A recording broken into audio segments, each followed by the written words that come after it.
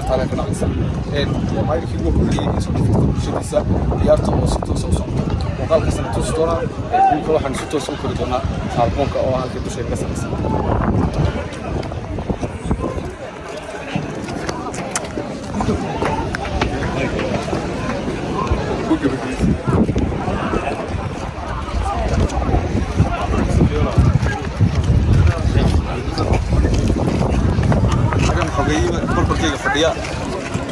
waxaan noqonaysaa tan markii ugu horeysay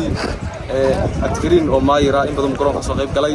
galabta isagoo maayira ku sugay garoonka balse bulshadiisa u dhex fadhiya wuxuu la kulmay nasiib wanaag iyadoo kooxda caasimada ciyaarayso adkariin waxa ag fadhiya saban mid kamid ah lijiriska kubadda cagta oo waqti badan uu soo daawaday adkariin sidoo aragtaa maanta mustareeka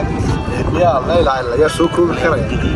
waa nasiibkayga oo markii ugu horeysay intii aan leedahay maayirka caasimada noqdo ka soo qayb galay ciyaartii ugu horeysay waana nasiibkayga inay maaragtay kooxdii dawladda hoose Hargeysa ciyaarayso inkastoo kooxdan kale ay Sweden nooga timid martida aan nasiib wanaagsan u rajeynayo haddana waxaan jecelahay intaan maayirka ay kooxda dawladda hoose inay marna guul dareysan guula joogtaa inay gaadho waxa sidoo kale halkan fadhiya odaygii geesigii nimaan agtiisa magac la sheegin karin waa saban oo lixa oo in badan garoonkan kubaddeeda ku xaramooday oo oday weyn anigana waxa ay nasiiba ay farxada dadkayga wanaagsan ee gurtaay doortay jecel inaan dhex fadhiyo insha Allah ta'ala saasay ahaanaysaa saasay ku bilaabaysaa way sii qurux badnaanaysaa way sii hagaagaysaa ilaahay baa inoo qabanaya ciyaaraha horumar badan baan ka gaadhaynaa horumada waa hagaajinaynaa inta karaankayga ilaahay baan inuu tala saaranaynaa dadkeena reer Soomaaliland ilaahay dad wanaagsan oo isjecel oo dalkooda horumarsada Allah ka yeelo ee galabta galbuhu iskuma jiraan waa galab iyo galbo يوسف كردسة إن بدن بقرون كان كسر ياري بس هو حكى على إنه كلمة سرية حقيقة إمك راح حقيقة بليرة دي راح يسبب أطلع وما لنا دوين ما عند فريق البوجي وشعب قايد دورتين عاصمتنا أي ما تاكن شوجا ومرشح كبير أنتي ومرشحها مال والبعض كهذي نفرض معها runtii waana bilow oo inuu ciyaaraha dhiirigeliyo inuu garoomada soo eego soo shaqeeyo sidoo kale Yaasiin Cumar ka fadhiya Yaasiin Cumar wuxuu kooxdii kubadda cagta Al-Nassr isaga iyo wali Axmed Xaawiye inta xasuusto Yaasiin nin aad u dheerayaba maantana sabaax xilliba ayuu garoonka fadhiyaa Yaasiin marka ciyaaraha garoonka uu soo dhici jiray أنت قرأت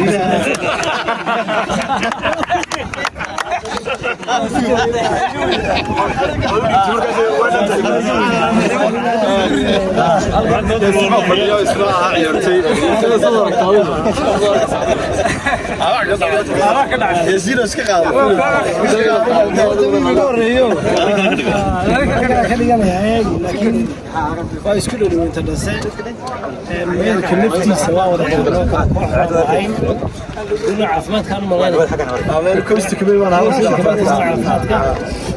صب نفتيسا dad kaanu higsan jirnay ama ku faani jirnay garonkana waan u soo dhici jiray anigu